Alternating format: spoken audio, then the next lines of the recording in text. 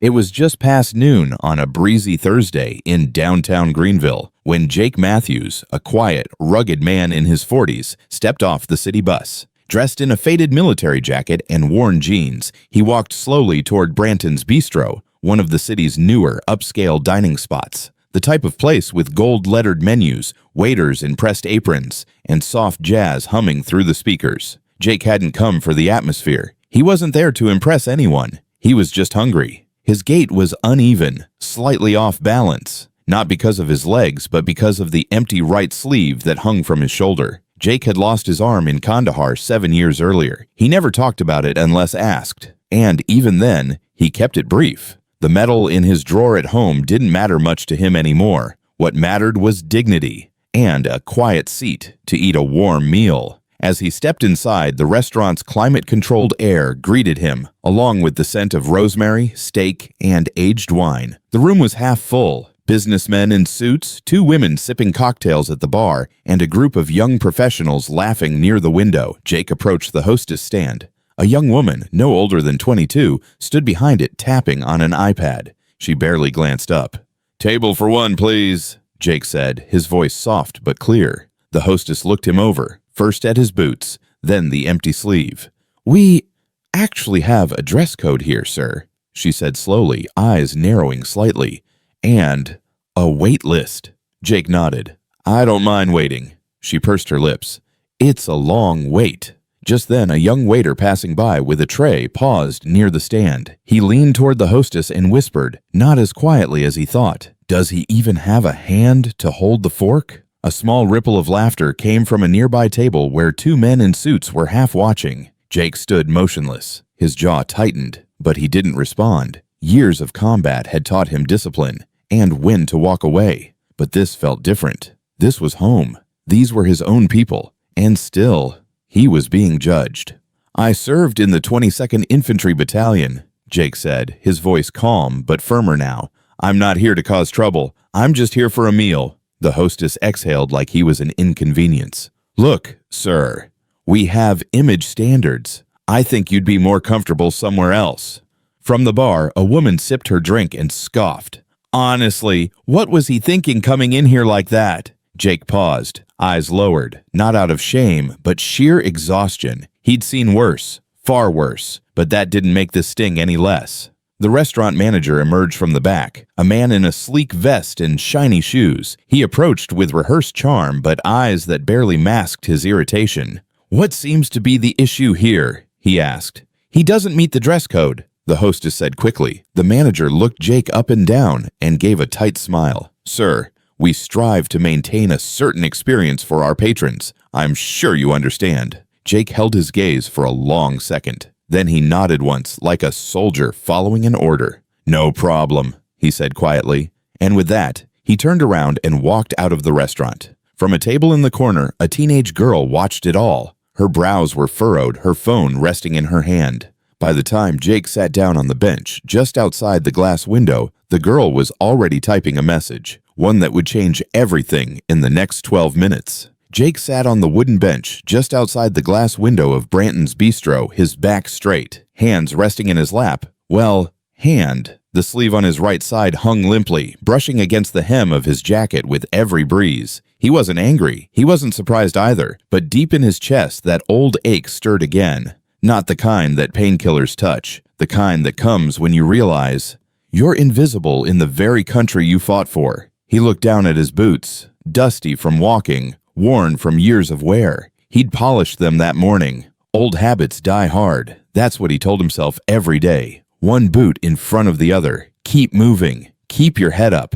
He had no one to go home to. No wife, no kids. Just a cat named Buddy in a small rented apartment with a flag in the window. Jake wasn't looking for pity. He just wanted a plate of food. Maybe to feel human again. Inside the restaurant, the laughter resumed. Someone had clearly made another joke. About him, no doubt. Through the tall window, Jake saw the same waiter miming a limp arm to a small group of servers near the bar. They were laughing behind menus, pretending not to notice customers nearby. The manager gave a stiff chuckle but said nothing. But not everyone was amused.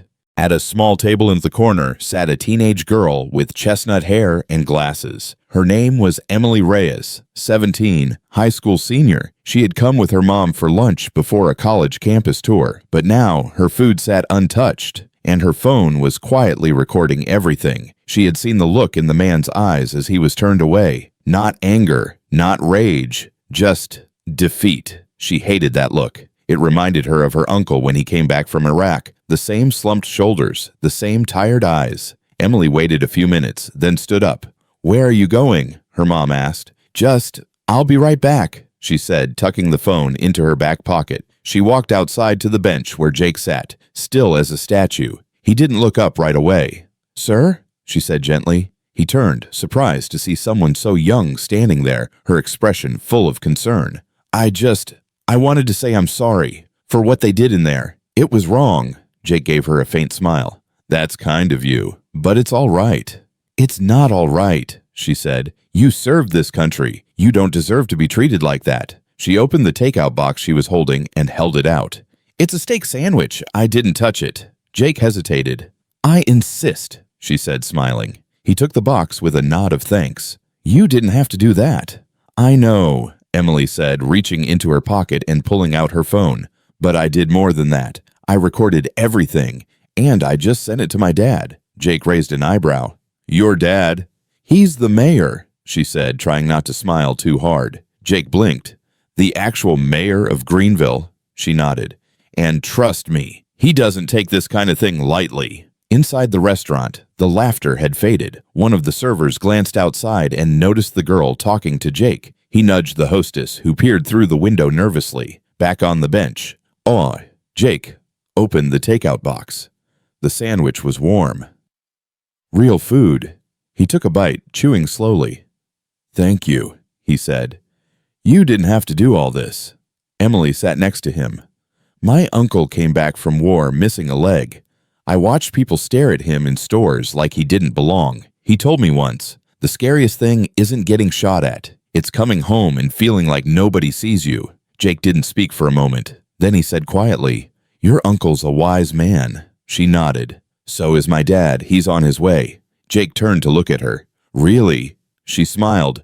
12 minutes, maybe less." Inside, the servers had gone quiet. A hostess whispered to the manager, and outside, Justice was walking up the sidewalk, black SUV, tinted windows, and a city seal on the door. The clock had just struck minute 11. The low hum of an approaching vehicle broke the quiet outside Branton's Bistro. Jake looked up just as a black SUV rolled to a smooth stop near the curb. The door opened swiftly, and out stepped Mayor Anthony Reyes, still in his suit from a budget meeting, a look of grim focus settling over his features. Emily stood as soon as she saw her father. "Dad," she said, waving him over. "It's him."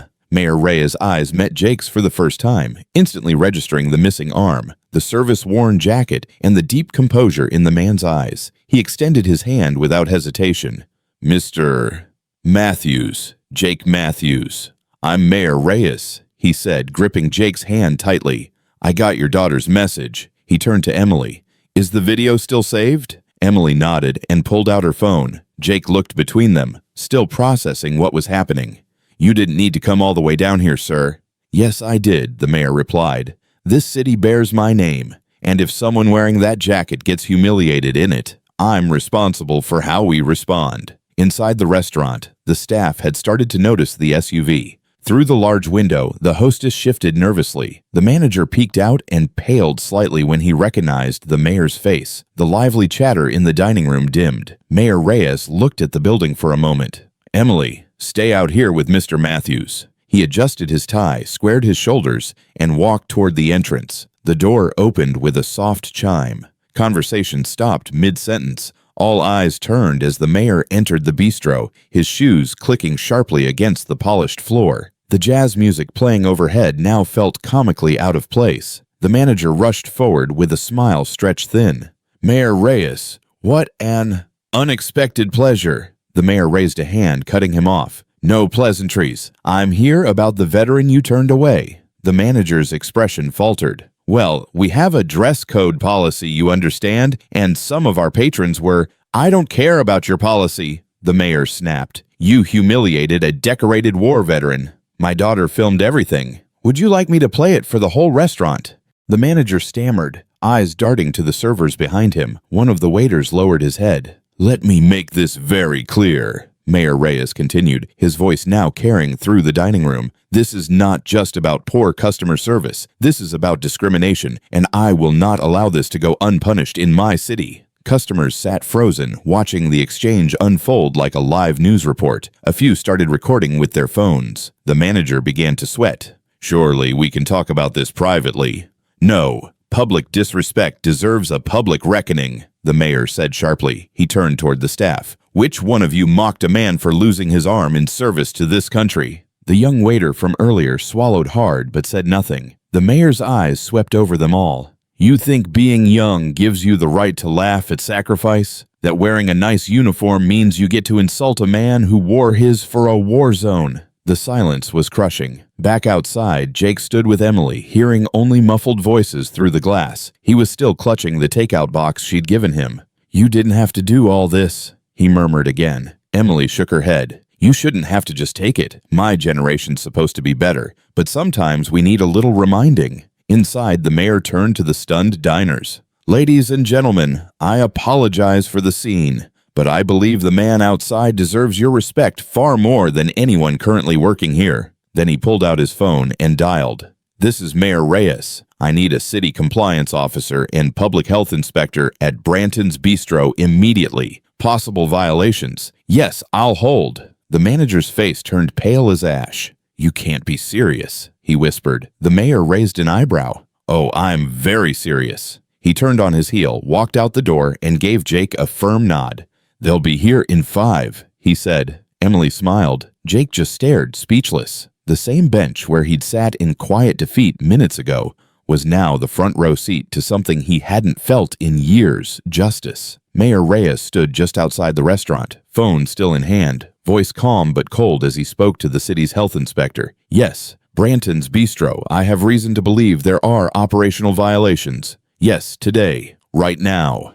He hung up. Inside, the restaurant buzzed with quiet tension. The news had spread like spilled wine. The mayor had just publicly reprimanded the staff, and more officials were on the way. Diners whispered to each other, some pulling out phones to check local news feeds. Others had already posted videos from moments earlier. The manager, Stephen Corley, stood rigid near the hostess stand, trying to regain composure. He looked toward the bar where the waiter, Travis, the one who had mocked Jake, stood with his apron now crumpled in his fists. "Just act normal," Stephen hissed.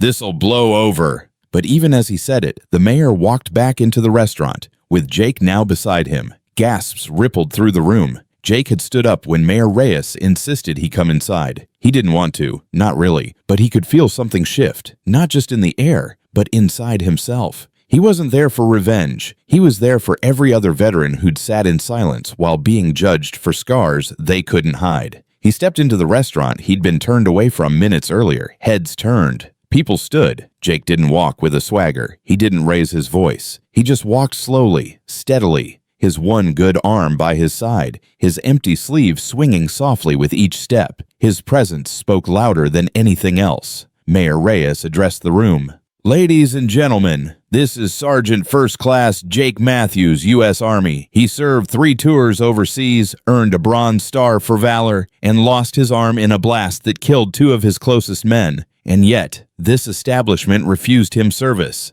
Not because of anything he said or did, but because of how he looked." He turned sharply to face the manager. "Because of his jacket. Because of his missing arm. Because your staff thought it was funny." Stephen stepped forward, trying to mask his panic with a plastic smile. "Mr. Mayor, Save it," the mayor snapped. "Your hostess humiliated a war hero. Your staff laughed, and you did nothing to stop it." Behind him, Emily quietly entered, phone still recording. Mayor Reyes turned toward the entrance as 2 city inspectors walked in with clipboards in hand. They made no small talk, heading straight for the kitchen. Stephen's face went white. "Wait, what is this?"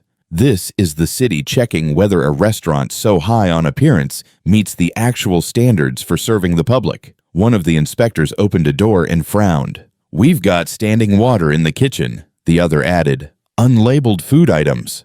Improper storage temperatures." Stephen tried to speak, but now even the customers were rising from their seats, some clapping, others shaking their heads in disgust. A woman in a power suit stood up and said loudly, "This place just lost my business. I'd rather eat at a food truck than somewhere that mocks veterans." Another man called out, "Thank you for your service, Sergeant." Jake gave a small nod, eyes lowered. He wasn't used to attention, especially not this kind. Stephen stumbled over his words. "Mayor Reyes, please, this will destroy our reviews. We've hosted senators here, and today you turned away a soldier who's done more for this country than any senator you've served seared tuna to," the mayor cut in. Then he walked up to Jake, placed a hand on his shoulder, and said loudly so everyone could hear, "Jake, you deserve a seat at every table in this city, starting now." The mayor gestured toward the booth by the window, the one Jake had once quietly hoped to sit in. This time, he didn't need to ask. He walked over, sat down, and Emily brought the sandwich box and a glass of water. Outside, reporters had begun to gather.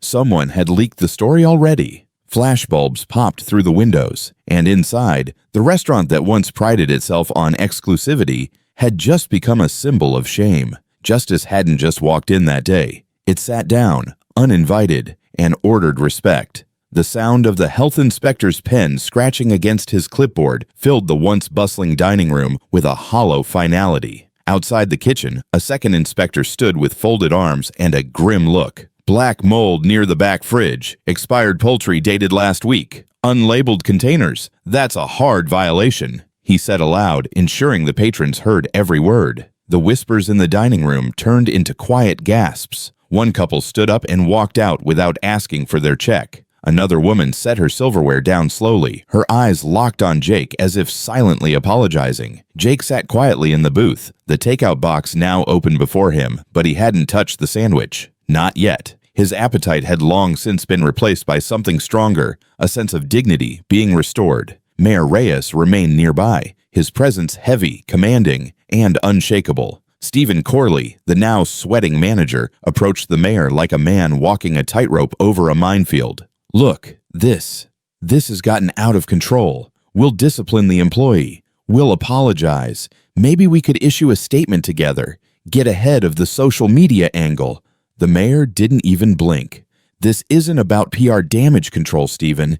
This is about accountability. You don't get to humiliate veterans and then save face with a tweet." At that moment, the health inspector approached with a printed form. In bold red lettering at the top, it read, "Cease operations, immediate."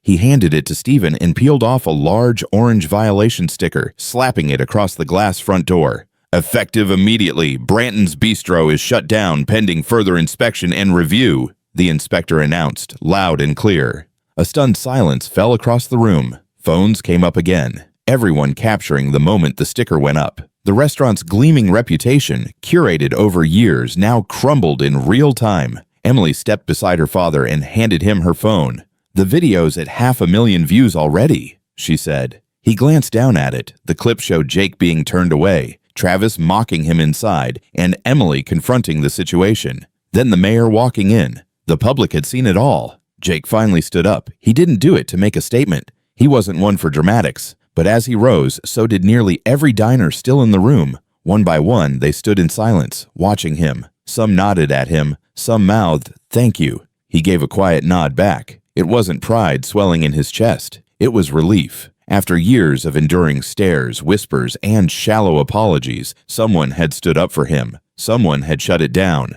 As he stepped outside, Jake was met by a small gathering of reporters who had arrived after seeing the viral video. Microphones were extended, cameras pointed, flashbulbs blinked. "Sir, can you tell us what happened inside? Do you feel justice was served today?" Jake paused, then looked into the nearest camera. "I didn't come here to make trouble," he said plainly. "I came for a sandwich." He glanced over his shoulder at the orange sticker on the door. "But I'm glad the people in this city still believe in respect, especially for those who gave a part of themselves for it." One of the reporters asked, "Do you think the mayor overreacted?" Jake turned to face her directly. "No, I think he reacted just right." Emily walked beside him and handed him a business card with her dad's official city seal on it. "If you ever need anything," she said, "Dad's not the only one who's got your back now." Jake smiled faintly, tucking it into his wallet. Mayor Reyes stepped forward again and shook Jake's hand. "There's a place 2 blocks over," he said. "Family-owned diner. Best fries in town. They'd be honored to have you. Jake nodded. Then let's go.